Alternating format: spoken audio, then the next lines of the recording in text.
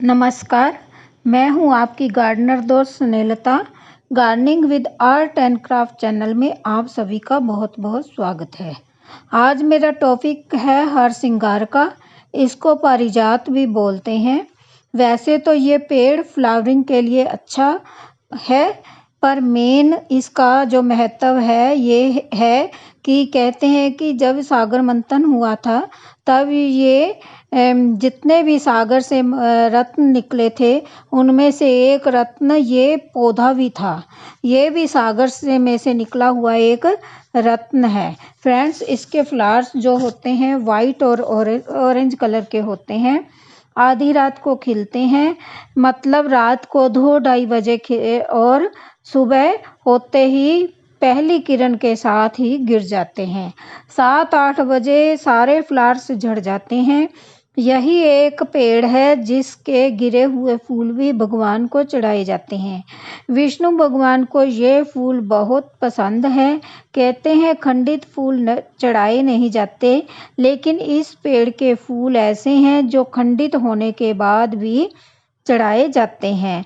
तो इसका नाम आपको पता चल चुका है। इसे हरसिंगार, पारिजात, शिवालिक कई नामों से जाना जाता है। ये एक ब्यूटीफुल फ्लावरिंग फ्रेग्रेंट प्लांट है, यानी खुशबूदार फूलों का पौधा है। ये प्लांट आप पॉट में भी ग्रो कर सकते हैं और ज़मीन में भी ग्रो कर सकते हैं। लेकिन जब ज़मीन में ग्रो करते हैं तो ये एक पेड़ बन जाता है जो आपको छाया भी देता है और इसका आयुर्वेदिक महत्व भी है, यानी मेडिसिनल प्लांट है। ये इसकी मेडिसिनल वैल्यू भी है और ये खुशबूदार फूल भी आपको देता है। बहुत सारे गुण हैं इस पौधे में, तो आप इसे ज़रूर अपने गार्डन में ऐड कीजिए। अगर आपके पास ग्राउंड है तो ग्राउंड में लगाएं, अगर ग्राउंड नहीं है तो आप इसे पॉट में ज़रूर ग्रो कीजिए। आज इसके बारे में ज़्यादा से ज़्यादा जानकारी आपको देने की पूरी कोशिश करेंगे एक ही वीडियो में। सबसे पहले बात कर लेते हैं इसकी सॉइल मिक्सर की। तो फ्रेंड्स, आपने 1 पार्ट गार्डन सॉइल का लेना है, 1 पार्ट रिवर सैंड, 1 पार्ट आपने कोकोपीट लेनी है ताकि पॉट में हल्का मॉइस्चर बना रहे। 1 पार्ट आपने किसी भी तरह की कंपोस्ट लेनी है। 1 टीस्पून आपने फंगीसाइड पाउडर, ये मैंने ब्राइट का लिया है, आप साफ या ट्राइकोडर्मा का भी ले सकते हैं। और 1 टीस्पून आपने नीम खली लेनी है। इससे क्या होता है कि हमारे प्लांट की रूट्स को किसी भी तरह की फंगस नहीं लगती। ये तो हो गई सॉइल मिक्सचर की बात। अगर आप इस मिक्सचर में अपना पौधा लगाते हो तो कभी भी आपका पौधा नहीं मरेगा, आराम से चलता रहेगा।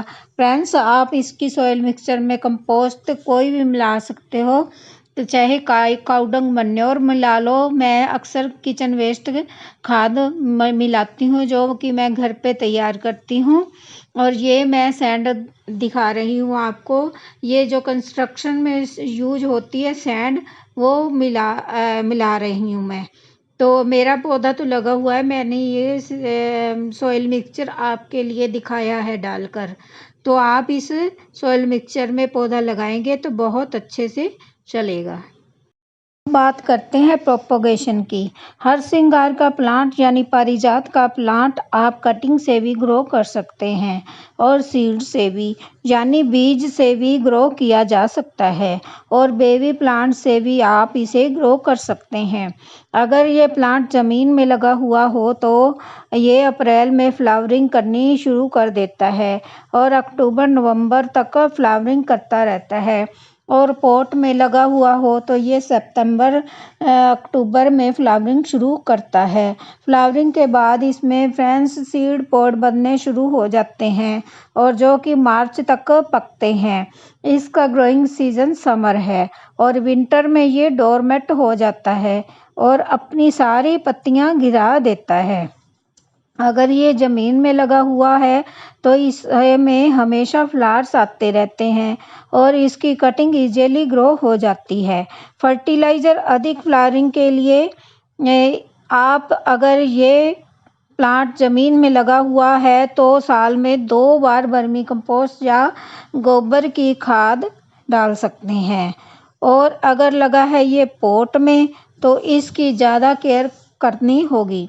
पॉट में इसे हर मंथ गुड़ाई करके कोई भी खाद, वर्मी कंपोस्ट या काऊ डंग मैन्योर आप देते रहें, या सरसों खली का लिक्विड फर्टिलाइजर भी आप देते रहें। और पॉट में हल्की नमी बनाकर रखिए। 25 से 30 दिन में जमीन में फर्टिलाइजर तो ऐड कोई कीजिए। देख रेख नहीं सर्दियों करनी में पड़ती, कोई बस फर्टिलाइजर सनलाइट ऐड का करने ध्यान की रखना जरूरत पड़ता नहीं है।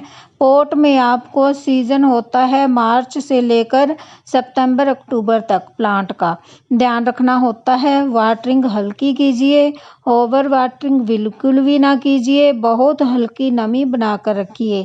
मिनिमम आप 14 इंच का पॉट ले सकते हैं और मैक्सिमम 18 इंच का। पत्तियां पीली हो रही हैं तो इसका मतलब है बहुत ज़्यादा पानी दिया जा रहा है हमारे पॉट में। 1-2 पत्तियां पीली हो जाती हैं तो ये नेचुरल है फ्रेंड्स। 1-2 पत्तियां तो हो ही जाती हैं, लेकिन अगर ज़्यादातर प्लांट्स की लीव्स येलो हो रही हैं तो इसका मतलब है आपके प्लांट में ओवर वाटरिंग हो रही है। तो फ्रेंड्स हमेशा चेक करके पानी दीजिए।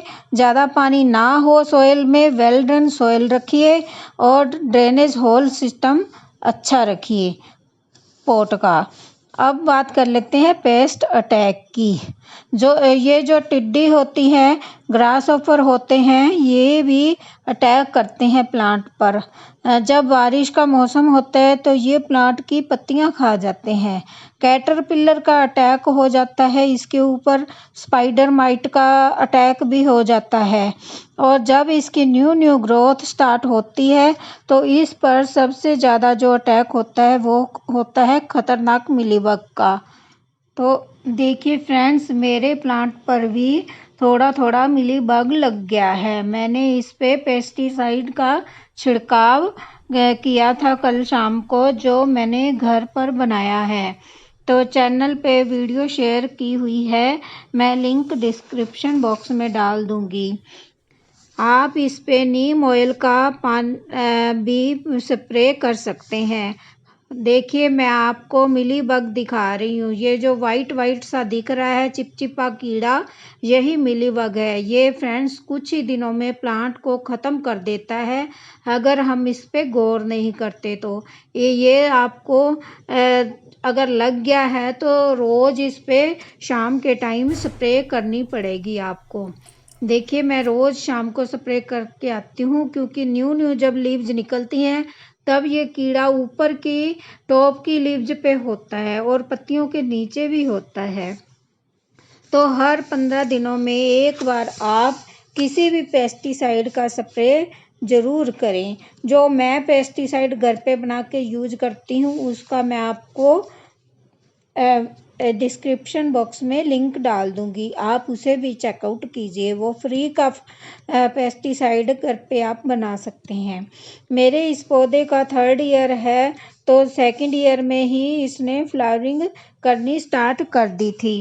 पॉट में लगे होने के कारण ये प्लांट सितंबर में फ्लावरिंग शुरू करता है और ज़मीन में ये प्लांट अप्रैल से फ्लावरिंग शुरू कर देता है।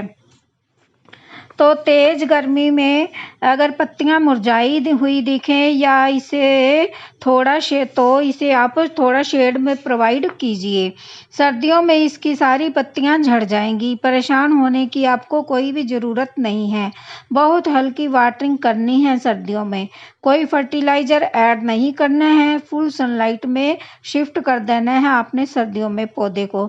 इसकी पेंसिल जितनी मोटी कटिंग लेकर लगाएंगे तो आप आसानी से लग जाएगी। फरवरी मार्च में इसकी आप प्रूनिंग करते रहे और रेनी सीजन में भी इसको हल्का प्रून कर सकते हो। बड़े पेड़ की आप कभी भी हार्ड प्रूनिंग ना करें, हल्की हल्की कटाई छटाई कर दें बस।